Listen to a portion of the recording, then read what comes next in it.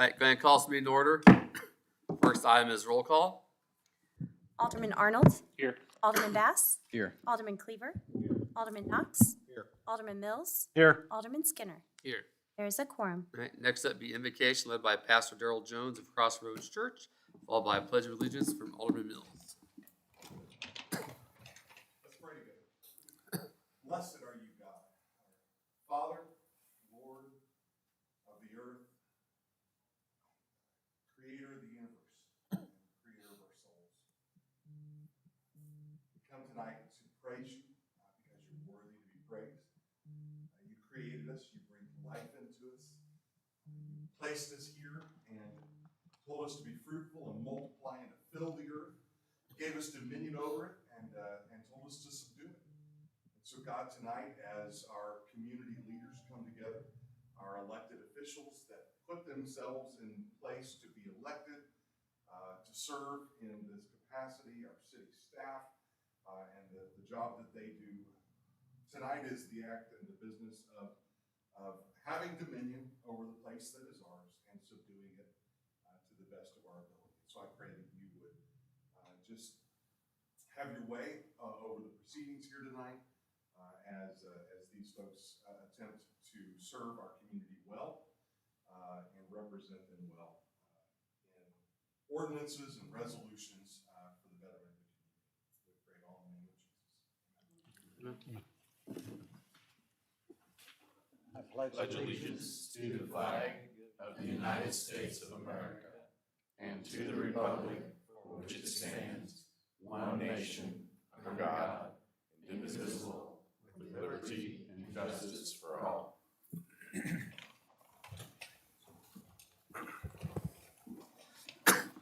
Next up is the approval of the agenda. Mayor, there was a Scrivener's error on R2262. The description for that resolution was incorrect. It should read, a resolution by the Board of Aldermen of the City of Grand Valley authorizing the installation of 9 new streetlights in the East Kansas City Industrial Park, 16th plat. It is correct on the actual resolution. It was just the title got copied over from the other streetlight resolution. Okay, so we can make a motion to amend then. Yeah, it's more just kind of a, I guess, an FYI. The resolution itself is correct. I just wanted to. Okay, well, let's be safe. I'll entertain a motion to amend the agenda for what Ken said. Motion Alderman Bass. Do I have a second? Second. Second Alderman Skinner. Any discussion? All right, all in favor of amending the agenda, please say aye. Aye. All opposed, same sign. All right. Got that amended. Next up then, seeing no proclamations, move on to public comments. We ask anyone who wishes to address the board, step forward to the microphone and podium. Please give your, I believe, the sign sheets up there, correct? Mm-hmm. Okay. And then that, you'll want to, I'm not done talking yet. Make sure you hold it up so everybody can hear you. We've had issues with that. That's why we took it out of the thing. And then we don't have our timer up and running, but she'll keep track and give you the sign when you get to 3 minutes. All right, you're good? Board, Mayor, I'm here tonight to address some comments brought up by one of the aldermen on ordinance B 22-21. One concern is a police activity at one of the 3 apartment complexes. That one being Bristol Parks. The difference between this complex and the other 2 is there's a bar attached to this property, and I would guess that might have something to do with police calls for that property. Have spoken with some of the local law enforcement and asked them when it comes to duplexes, fourplexes, or apartment complexes, where do you have the most problems? Answer: duplexes and fourplexes. The next thing I'd like to talk about is the parking lot where the old store was located and how the parking lot caused the store to close. If we're going to use this logic, then why have all the other businesses that were there when the store was there are still there? Hope that makes sense. Wouldn't that have an effect on them all as well as far as closing? Let's face it, if you're gonna not tear your car up to shop at the grocery store, I wouldn't think you would risk it for a sandwich. Schools, I have spoken with the school superintendent about this project. and asked him if he had any concerns about overpopulating our schools because of the project. His answer was no, and that the schools south of I-70 have not experienced much change in 11 years. Now, as far as people moving in and out, yes, people are going to come and go, but then you have folks like myself. After renting for 4 years, we fell in love with this community and built a house here 28 years ago. Location, location. During the last 15 years of growth in Green Valley, nothing has gone there. Why? Because of this location, I personally am not, I'm sorry, the location during the last 15 years of growth in Green Valley, nothing has gone there. Why? Because of this location, I personally am not any fan of rental property, but this just makes sense because of where it is and it's located. As far as the one way in, one way out, there's been talk about the one way in and one way out. Well, the driveway into the complex is very short, less than a tenth of a mile, and it's going to be 3 lanes to get in and out of this property in and out of this property. You can turn right or left on North Willows Drive. You know, a lot of folks, I listened to the comments the other night. People were talking about, you know, they want restaurants and they want this, they want that, but we don't get that unless we have the numbers. And where this complex is going to go, it just makes perfect sense. But thank you for your time. All right, thank you. Sorry, that was so obnoxious. Turn it off. No, you're good. No, it's fine.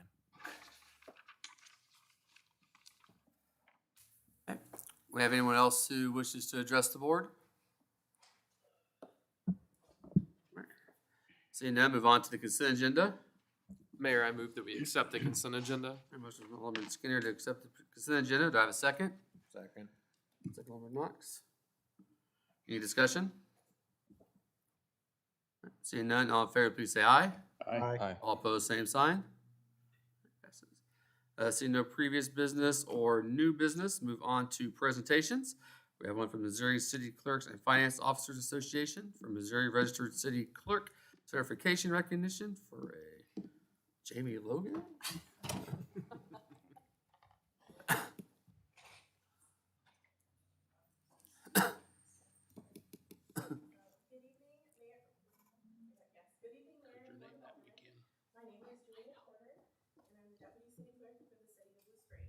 I'm here on behalf of the Missouri City Clerks and Finance Officers Association to recognize your city clerk, Jamie Logan, for earning her Missouri Registered City Clerk certification. Jamie was hired as the city clerk for Green Valley in May of 2019 and has prior worked in the financial industry. Jamie began her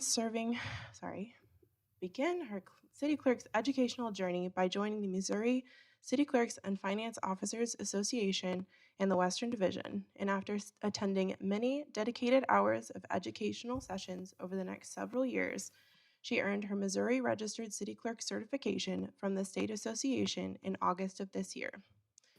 During Jamie's time with the City of Green Valley, she has implemented a digital signage board at City Hall for legal notices, upcoming meetings, and other events. She has implemented an online licensing and permitting program. She's volunteered at citywide events and senior luncheons. She's served on workplace and event-related committees, and she's currently serving on the MLCC-FOA Western Division Education Committee. Knowing the importance of promoting the general welfare of her city's governmental operations, Jamie will continue to strive towards performing services that best meet the interests and needs of the public as efficiently and effectively as possible. Ever-improving administrative techniques used in the operation of municipal governments while implementing all that she has learned through the City Clerks Association. Jamie believes that education is the key to serving as the best city clerk she can be, so her educational journey has not ended with this certification. She will continue to the next levels of certification throughout her career as a city clerk. Your city clerk, Jamie, has worked very hard to attain the Missouri Registered City Clerk certification. This certification requires a combination of education and experience, and Jamie is to be commended for her perseverance in achieving this goal. Additionally, you, as elected officials, are to be commended for your continued support of Jamie as she has worked towards this goal. It clearly demonstrates that you recognize that the educational sessions she's received at the state and local level are of great benefit to you, to your city staff, and to your citizens.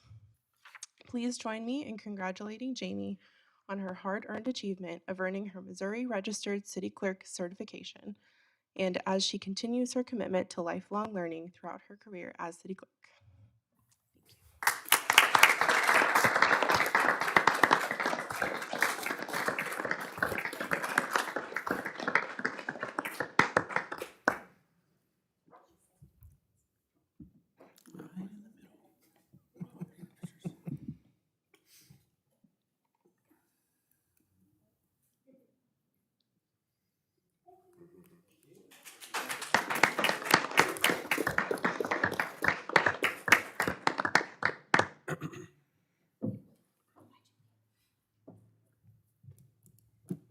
Clerk live.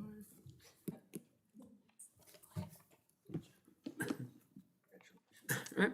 Next up, we have a public hearing, and under that, we have property tax levy.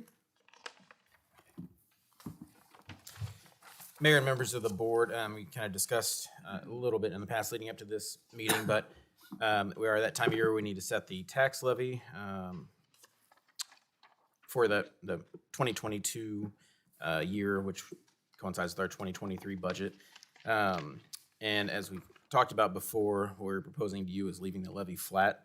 One of the things when we did pass the bond issue was, it would be a no levy increase. So that is holding true. But after going through kind of where we're at and what we're seeing from the property tax revenue, we thought the best thing for right now was to leave that levy flat. Stephen or myself would be happy to entertain any questions, but it is in the ordinance section of the agenda. If you had questions on what each fund was, and if you remember, it's general, park, public health, and debt service is what makes up that total levy. Any questions? So just to touch on those numbers for those that don't have access to that, our overall rate would be $1.44.94. And that point's not in the right place here, but and so 46.85 or 0.4685 is our operational, 83.8362 is our debt service, 0.1035 is parks, and 0.0412 is our public health. Just to state those out loud, what people know there. And so, Yep. And one thing I would add to that, Alderman Arnold. God, Jamie's got me doing it now. I don't get it. One of the things that the county will do, or the state at that level, they basically set a ceiling on what you can have for any year. And the ceiling for this year would have been 1.5467. So that, and you are correct, 1.4494 is the levy that we are proposing. that's pretty good from what it has been in the past. So, and with that, we are seeing about $130K extra in operational money coming in this year based off of what the numbers were there. So, that'll help cover some of our growing costs as we continue to grow.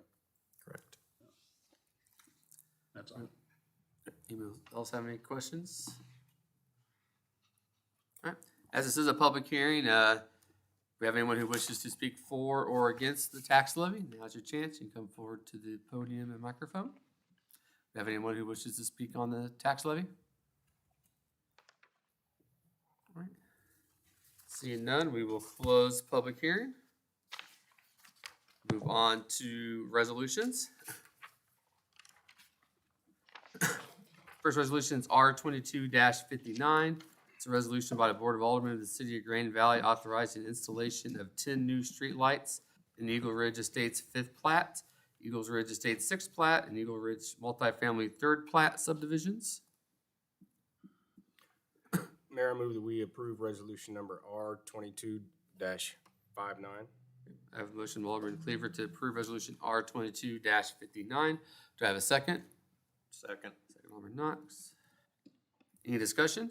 Mayor, members of the board, as you're aware that we've done these in the past. So we, per light, we basically lease these from Evergy. But the way that works is when a subdivision comes into the city, part of that initial fee, there's a per streetlight fee that the developer pays. And that's designed to cover for some years into the future. Then once the subdivision is at a point where it's ready for those lights, that resolution comes to you for approval. So this was all covered in the original design of the subdivision. We're just at that point where the lights are needed. Okay. You have any? Yeah, looking at the cost of those, that's, equates out to about $380 plus per month per light. When you break it down, and I was kind of interested looking, I looked at the information there about, it breaks down and correct me if I'm reading the information wrong, but that part of that monthly fee that we pay includes a fee for the poles, the wires, and so forth there, and put in there. Would that be in perpetuity that we're gonna pay for these poles and wires and stuff that we have put in by them, or somewhere does some of that drop off and we just pay for the electricity? No, I mean, it is just a rate. It's a maintenance. And I guess maintenance aside. So if someone goes out and hits one of the poles too, we may call and they come out and replace the pole, but it's just that set amount for, forever. Okay, because I looked at a number of vendors at the Missouri Municipal League meeting last week, or a couple weeks ago, or whatever it was, and there were a number of them that had solar-powered streetlights that they're starting to come out with. They're becoming very well maintained and it could work for us. And it might be something that we could have developers put in these lights, and then they'll be our lights to maintain, and we're not paying an electric bill. And we could save considerable amount of money going solar versus continuing to have a monthly bill there and so forth. So again, as we, I guess, move on here and take care of two different situations like this, I think it's something that we need to look at as a city, and probably a policy of moving toward solar for that type of facility, because we're starting to use it in some parking lots and stuff around town as it is. And it might be one way of cutting costs considerably, because I know our annual cost for streetlights is a significant amount. And every time we put another one up, it just increases that amount. If we could be putting up solar lights instead of wired lights that we're paying electricity and a rent on all these poles and stuff, it might be better for the taxpayer's dollar. No, we can definitely look at options for lights going forward. Okay. So, Anyone else have any questions, comments? Have we ever owned any of the streetlights, or have we always rented them from KCP&L or Evergy? Yeah, I mean, there's a couple that are in like our parks and things like that we own, but as far as the actual streetlights, I don't know that we own any of them. I think that's been I don't think there's any that we have on the books right now that we own.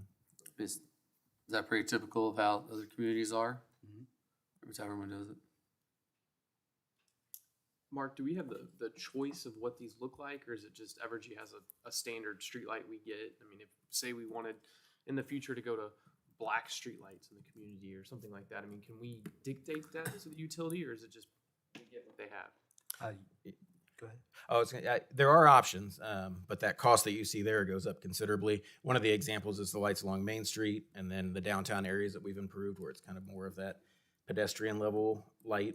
We do pay more per month for those, but that is an option for those type things. The typical subdivision lights, we've just gone with the base model. They did, was that last year or the year before, go through the process of turning them from the older type lights to LEDs. But yeah, that's just for the standard Cobra head design. So anything more than that, it costs more, and then you're looking at usually longer lead times on them.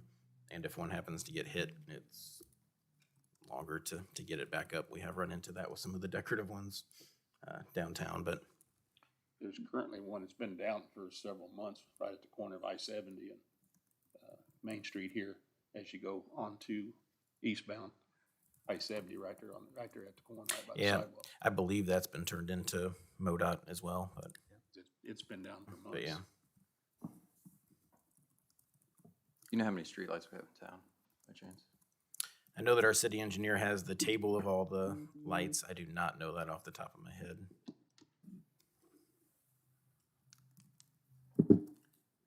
Additional questions?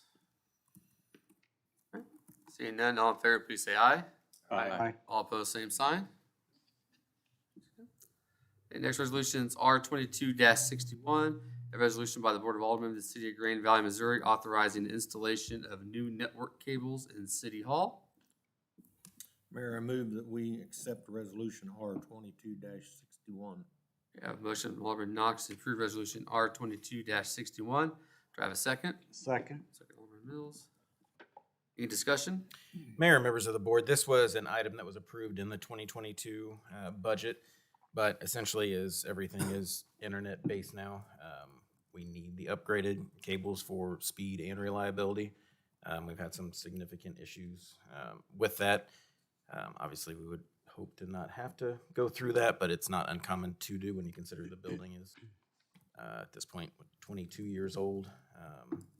That's past what they would consider the useful life for it. So this project would involve not just running the new lines, but pulling the old ones as well. And will hopefully improve our, like I said, speed and reliability with our phones being part of that system now. Questions, comments? Seeing none, all in favor, please say aye. Aye. All opposed, same sign. Next up is resolution R 22-62, a resolution by the Board of Aldermen of the City of Grand Valley authorizing the installation of 9 new streetlights in the East Kansas City Industrial Park, 16th Plat subdivision. Mayor, I move that we approve resolution R 22-62. I have a motion from Alderman Mills to approve resolution R 22-62. Do I have a second? I second. Second, Alderman Skinner. Any discussion? I do have one additional question in reference to the streetlight conversation. The monthly fee that we pay, which is like 21, yeah, you have it 21.77. That's per streetlight, correct? Okay. Is that a standard rate for all of the streetlights in town, or are there other streetlights that have been in town that we paid a lower rate on in the past that we continue to pay the same rate? Standard rate. Yeah, I think it's just the standard rate. I mean, it's, times. yeah. Okay. And I guess one of the things that came up earlier, when they did go to the LED side of it, they kind of changed the way they figure it. You see a couple of more things in there. It used to kind of just be for the pole, and then obviously the LED lights aren't as expensive on the maintenance side, so it kind of just shifted. They shifted the cost from that to now it's the wires and poles and all that. So essentially saying that it still costs the same amount. It just, the bill looks a little different on what we're paying for. Because it used to kind of be the street lights and then the rest of it was thrown in. Now it's to get to the same amount. It's the rest of the stuff is thrown into. I assume that amount increases annually. It does increase. I don't know if it, to be honest, when you look at this, what we pay for streetlights and that, even though we've added a lot, it's surprisingly stayed relatively similar, and it has to do with, I think, the electrical usage itself. It is one of those, it's been an interesting thing to follow over the last 5 or 6 years with the increase that we've had, but. So what the city engineer does is he looks at what the cost is, and what he does is he looks at what the cost would be over a 10-year period. And so that is what typically the cost is to the developer, is to look at what that cost would be over a 10-year envelope on what it would cost the city over that 10 years. If down the road we have the ability, is there anything in the contract we have with Evergy to purchase these down the road if we wanted to? Say there was a, LEDs 10 years ago were never a thing, and say 10 years from now everything does go solar and there's a retrofit and we just want to take ownership. Is there a fee we can pay to take ownership of those? I'm familiar. Yeah, I mean, I there is generally a path to ownership if you want to do that. I don't know what that looks like, but I think there are some communities that have done that, but I don't know what that looks like. We haven't gone down that path to this point, but that is something that we can do and report back to you. These cost more because you get a yard light, which is basically a street light put on your property. It costs you $7.50 a month, 1/3 of what we're paying per light. And I just don't understand why we pay so much more than a single light on some citizen's pole in their back lot of their property or whatever. It just, I don't know, yeah, maybe that's all the cost for the pole and stuff they're passing on to the city that they don't pass on to the citizen, but you know, I just, going true to our new logo for our city thing, you know, outside the lines there, going solar I think would be something outside that line that really would be cost effective down the line if we get in on it, because one of the guys I spoke to down there, they had 20-year warranties on their stuff. You call them if the light's not working, they come fix it or replace it. Yeah. No, we could definitely look at what options are out there and report back. Additional questions, discussion? Seeing none, all in favor, please say aye. Aye. All opposed, same sign. Next up are ordinances. This is an ordinance changing the zoning on approximately 7.53 acres from District R3 PUD Multifamily Residential District Planned Unit Development to District R3P Multifamily Residential District Planned Overlay District, and approval of the preliminary development plan plat for the lofts at Creekside Landing. Mayor, I move that we accept the second reading of bill number B 22-21 and approve it as ordinance number 2395 rather. Motion by Alderman Bass to approve Bill B 22-21 for its second reading, making ordinance 2395. Do I have a second? Second. Alderman Mills. Any discussion? Yes. I still feel this is not something that's good for our community. The original plan as it stands now would be acceptable and I believe profitable for the community. You look at the plan, there's minimal green space. I know it meets the requirements, but you know, the green space they're counting is the retention pond and a portion of it that's in the floodplain there. And kids are gonna have to go all the way from the apartment to the front of the complex, be possibly unattended by an adult at the clubhouse or pool or pickle courts or whatever. There's already been a concern by the neighbors that they want this complete compound fenced with a 6-foot fence because they don't want it overflowing and causing issues on their property. So it will impact our schools in a way of numbers fluctuating up and down. It may not be an overall number issue, but teachers planning and principals planning for the size of classrooms will be a year-to-year adjustment based off of what can and can't come in there. This current zoning, like I said, is acceptable and profitable. Mr. Ward has stated that it wouldn't be profitable. He hasn't provided anything that would say that it wasn't profitable. I found out that there have been recent situations where in other communities they've turned down zoning changes, and you know, in the past it's been something that usually the developers or owners of the property would sue the city to get the ability to do what they want to do. City of Arnold versus Dick Hander. He bought a piece of property that was zoned residential and wanted it converted to commercial so he could build a strip shopping center. It was not supported. There was a significant community and neighbor outcry that this wasn't necessary there. Initial court case went where it was found in the developer's side.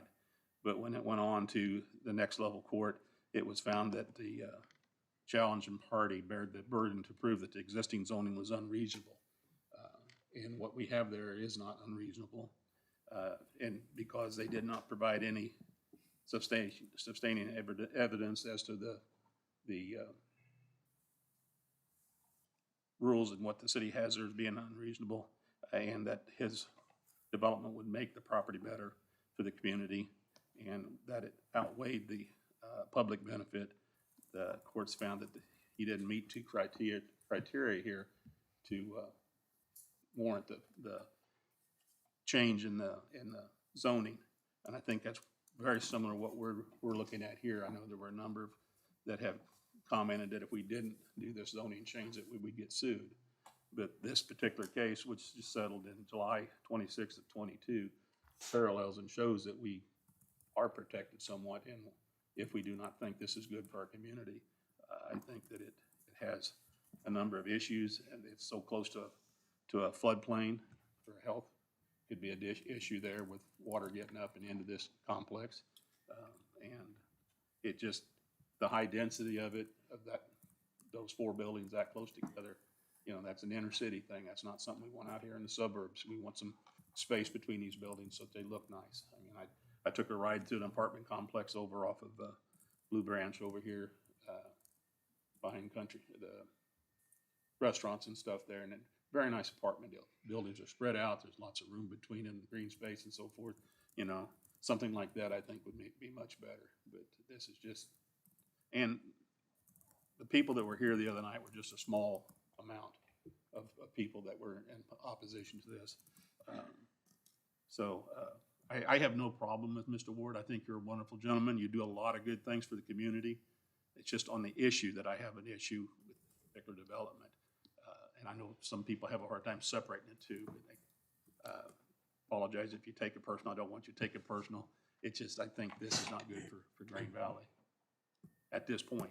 Somewhere down the line where we need this, the more of this, great. But you know, everybody's building apartments and we're gonna get to a point where we're gonna have way more than we're gonna need. And the issues there will be an issue. And it will be hard for the owners of the structures to be able to take care of them, keep them maintained. So that's all. And I kind of disagree. You know, I think it's, you know, I've called 4 or 5 people in the community who did not receive, you know, your letter. It seems like it went out to a certain few, but they're in there thought of, kind of my thought is, you know, rather see a nice apartment complex than more fourplexes and duplexes, which brings in, you know, because typically a duplex or fourplex is a 3-bedroom, 2-bath type place instead of a 1-bedroom, 2-bedroom, 1-bath. That brings in a lot more multifamily.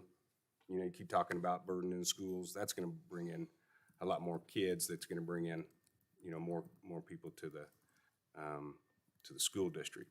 And I think that the, you know, a nice apartment complex is needed in our community with the growth that we're having and will continue to have. And for young people to have that opportunity to, you know, to rent, see our community, and then to eventually buy, because that's what, you know, the majority of everyone getting out of college, you know, things like that, they got to start out with the apartment and want to live here. So, like I said, I've talked to 4 or 5 people. I received 6 emails was all, and I know we had several people here that night, but I don't think that's a large majority, you know, of that's against. So, it's my 2 cents. Yeah, and I've had those same conversations. I've had some emails. I've actually had some people that sent me emails that were here. That after hearing everything, they called me. We spoke through it. I explained my position on my vote, and they had a different understanding. And you know, the court case that was cited, a few minutes ago talks about how property that was zoned for residential was wanting to be moved to commercial. That's not what we're doing here. This is zoned multifamily with duplexes, and we're just adjusting it so a nicer, in my opinion, a much nicer plan can be put in place here. Nobody that voted, and you know, when I voted, I was not voting and would never vote for property that's zoned single-family residential to be moved into,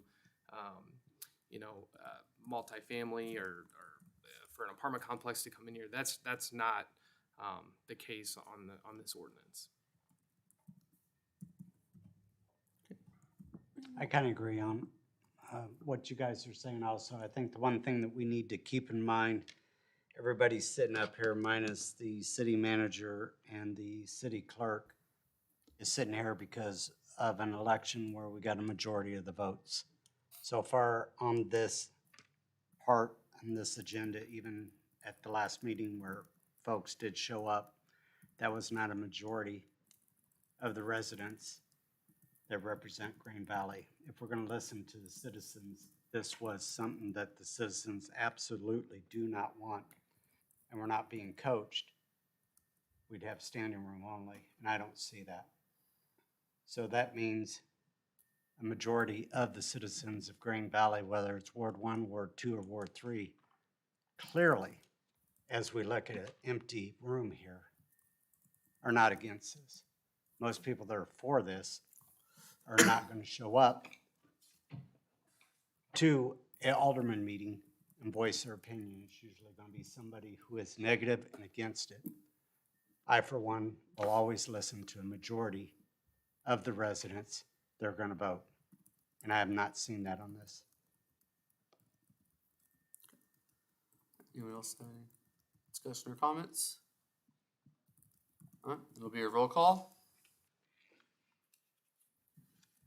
Alderman Cleaver, Yes. Alderman Mills, Yes. Alderman Skinner, Yes. Alderman Arnold, Me? Mhm. Yeah, no. Alderman Bass, No. Alderman Knox. Yes.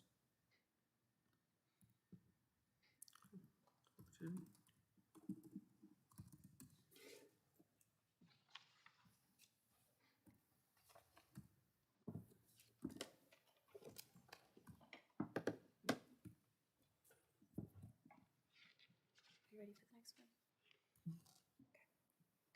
one? Bill number B-22-24 is an ordinance approving the final plat of Eagle Ridge Estates, sixth plat.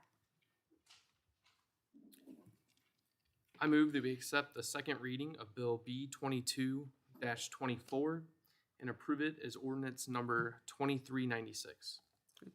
Got a motion from Alderman Skinner to approve Bill B-22-24 for its second reading, making ordinance 2396. Do I have a second? Second. Knox. Any discussion? You don't have anything? You always have something. I know. Yeah. All right, seeing none, it'll be a roll call. Alderman Arnold, Yes. Alderman Bass, Yes. Alderman Cleaver, Yes. Alderman Knox, Yes. Alderman Mills, Yes. Alderman Skinner. Yes. The next is Bill number B-22-25. This is an ordinance approving a water purchase contract with the Tri-County Water Authority. Mayor, I move that we accept Bill 22-25 for a second read and make it ordinance 2397. I have a motion from Alderman Arnold to approve Bill B-22-25 for its second reading, making ordinance 2397. Do I have a second? Second. Oh, so everyone on that side. We'll go Alderman Cleaver on that one. Gotta have some water. Yeah. All right, any discussion? Say something about it's for water or something. This will be to renew the city's contract with Tri-County Water Authority. I like that. Just one of our two water providers, Independence Water being the other, Which is needed. which is needed. We do need water, yes. All right, any additional discussion? All right, seeing none, it'll be roll call. Alderman Bass, Yes. Alderman Cleaver, Yes. Alderman Arnold, Yes. Alderman Skinner, Yes. Alderman Mills, Yes. Alderman Knox. Yes. The next is Bill number B-22-26. This is an ordinance to establish the City of Green Valley, Missouri's annual tax levies for the 2022 calendar year for the general municipal government operations, the retirement of general obligation debt, park maintenance, and public health purposes. Mayor, I move that we accept the first reading of bill number B-22-26 and bring it back for its second reading. Okay, I have a motion from Alderman Cleaver to accept Bill B-22-26 for its first reading, bring it back for its second reading by title only. Is there a second? Second. Second, Alderman Mills. Any discussion? Mayor, members of the board, this is what we had the public hearing on, but just to recap, the total levy would be at 1.4494. That'd be made up of the general fund at 0.4685, the park fund 0.1035, public health 0.0412, and debt service at 0.8362. Again, coming to 1.4494.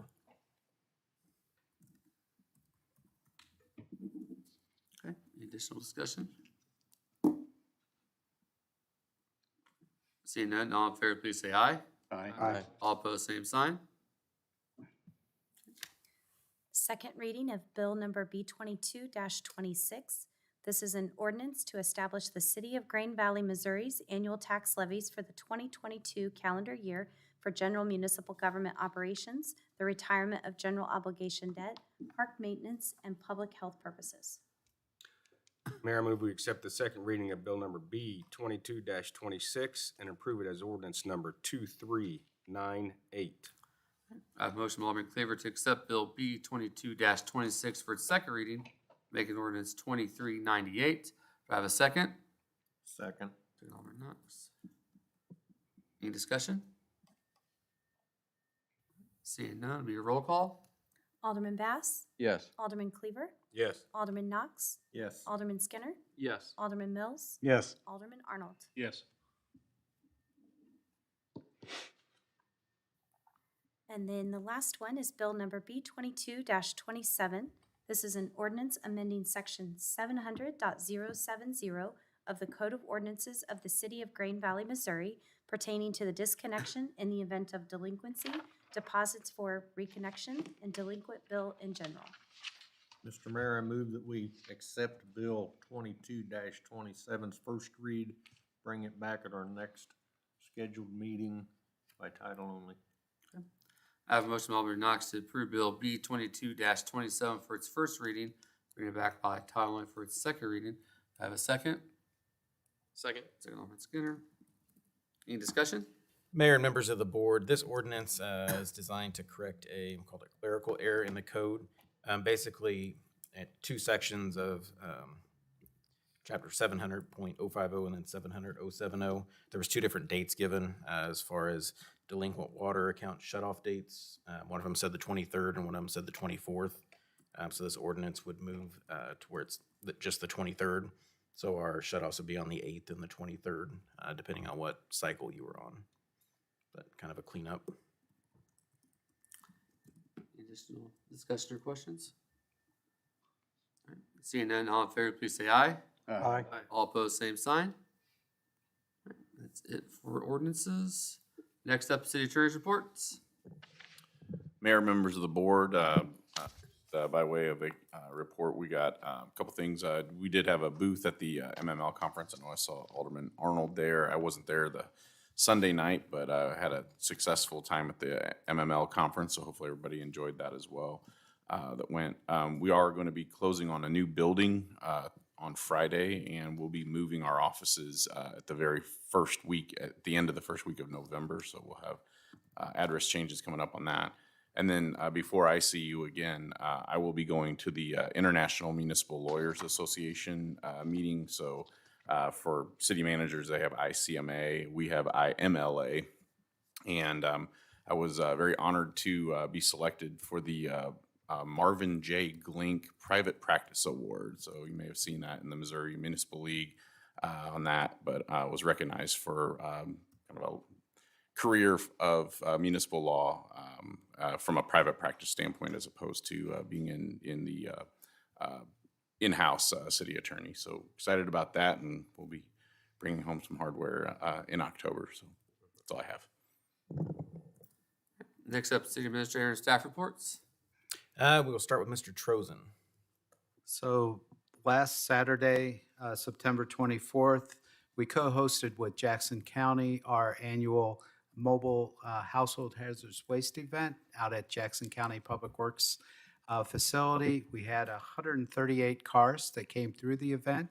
We collected a lot of paint, motor oil, light bulbs, and batteries. So we very successful event that we host every year, and just wanted to provide you with that update. Next up, be Captain Hedger. We had the National Night Out, had a good attendance considering it was 900 degrees.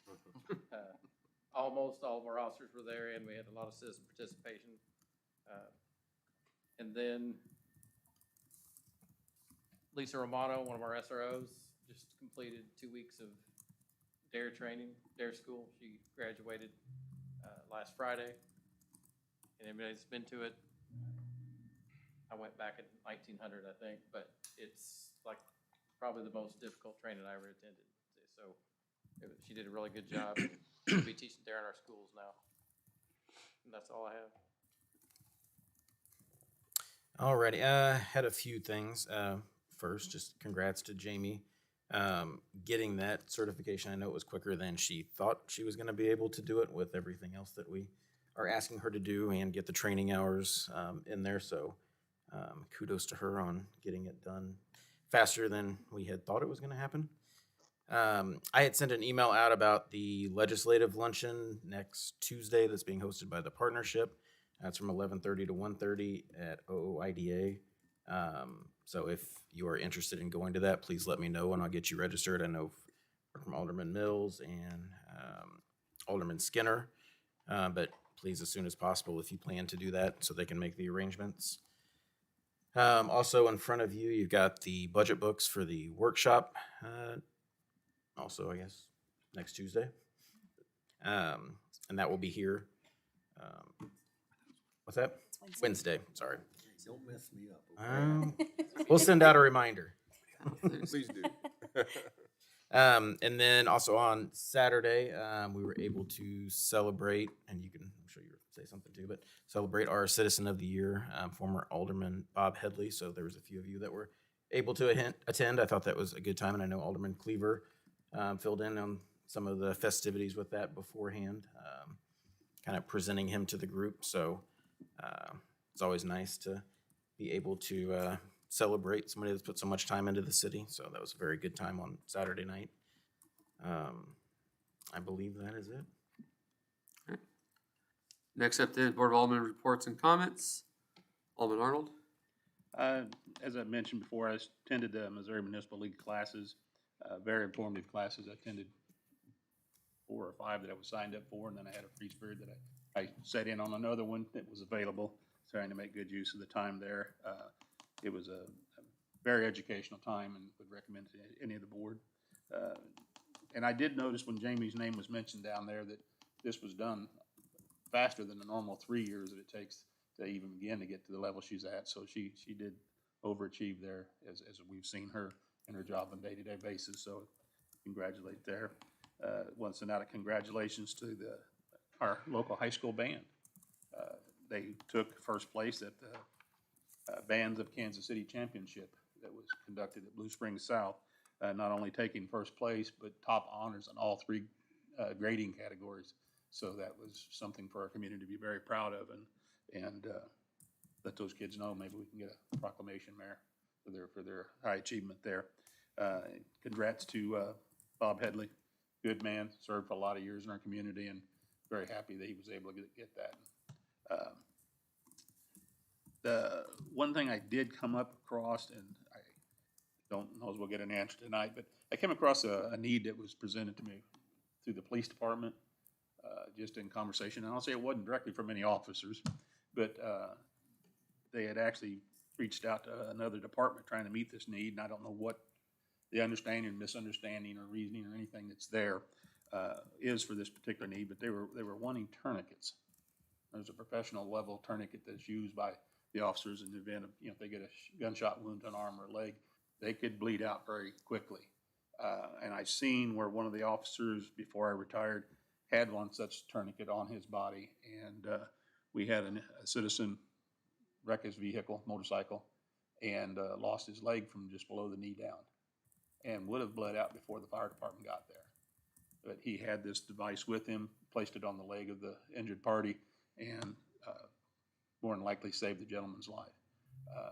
I don't know if something's changed since I got the information I've got, if there's a reasoning or whatever, but these tourniquets cost between $25 and $30, and it's definitely a thing that could go to show value in our employees, which was one of the classes that I took, was how to treat our employees and take their needs and their requests, and give them due justice. And this is one of those, I think, that would show a lot of value in our police officers if we could meet this need for them and provide this piece of equipment that they feel like they need. So I think it'd be something worth management and the police department talking about and seeing if that could be met. I'm sure we're not talking probably $3,000 to buy an ample number of these to have on person and in the vehicles for the emergency need when these things are needed, but something to consider there. And I got contacted by one person about our last meeting that we canceled, And I don't know if we put out a notice and nobody saw it. I went back and looked and I couldn't find anything on the Facebook, but doesn't mean it wasn't there. But, maybe we need to watch it if we're canceling a meeting, that we put it out there and let the public know that we're canceling a meeting, because this individual showed up here to come to a meeting and there wasn't anyone here. So, just, just like we post when we're gonna have them, we need to let the people know when we're not having them, just to keep them informed so they don't think we're hiding anything. So, and that'll be all. Alderman Mills, Nothing at this time. Alderman Bass, Just like to second congratulations to Jamie, also to Bob, and then to Joe, your firm as well. okay, Alderman Skinner, Nothing at this time. okay, Alderman Knox, I echo the congratulations to all those involved. So, great job, Jamie. I've had several people call and ask me, and it's actually, should have been calling you, that pothole up here in front of Price Chopper, is that us or the state? It is the state, and we have been directing people, well, we've done it multiple times, we've been directing people to report a issue line, basically. I can send out that link to you. I know I had sent it out to Alderman Skinner, and I believe he probably filled out a request as well.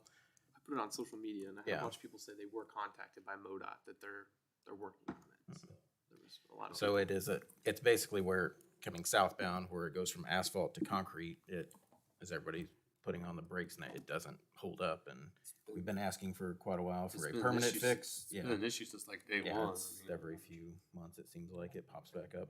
And they've done some extensive repairs to it, it still comes back. Yeah, I mean, they just keep putting the asphalt back down, but I know our city engineer gave a couple of thoughts to the district engineer on what could fix that problem, but it has not happened to this point, so. Okay, and the other one that they're complaining about is on Main Street at, Eagles Parkway. If you're coming northbound, as soon as you cross over Eagles Parkway, there's a trough across there that'll just jar your teeth. Everybody's coming to stop there now, they're learning it and coming over, so. Is it north of Eagles Parkway? Right, runs right along, if there was a sidewalk, it'd be right where the sidewalk's at. Okay. Yeah, we'll look at that. That one I'm not familiar with. Where they laid the asphalt in that intersection, and there's a lip right there. And if you've got something that has a stiffer spring set in it, it lets you know that it's there. Yeah, it's almost a trough, like a 4-inch wide trough. I hit it in my dually pickup and it'll rattle my teeth, so. Okay. And that's all I have. All right, Alderman Cleaver, Just want to say congratulations, Jamie, and congratulations, Joe. That's it. next up, mayor's report. Did you get a trophy or anything? For Well, when that, you take a, did you? I got a picture. Oh, Mark I took it. got a trophy. Well, I'm gonna tell Joe. If Joe gets a trophy, he needs to bring it in and show us when he gets it. We want to see it. We want to get your picture up front with it. Show and tell. Where we put you on Facebook. Yeah, because that's what we do around here. Is we take pictures of awards when we get them. So congratulations, everyone who's gotten awards. All right, love to hear it. Had a good time Saturday night at Truman Heartland. Luckily, my video that we shot at Butterfly Trail wasn't too bad. I just know the day we shot, there were sirens in the background. It was windy, and I thought, oh, this thing's not going to turn out. But the magic of editing, I think. No one ever has to know. Yeah. Looked fine. Other than that, that is all I have. I don't believe we have a need for an executive session. So if no one has anything else, we will adjourn.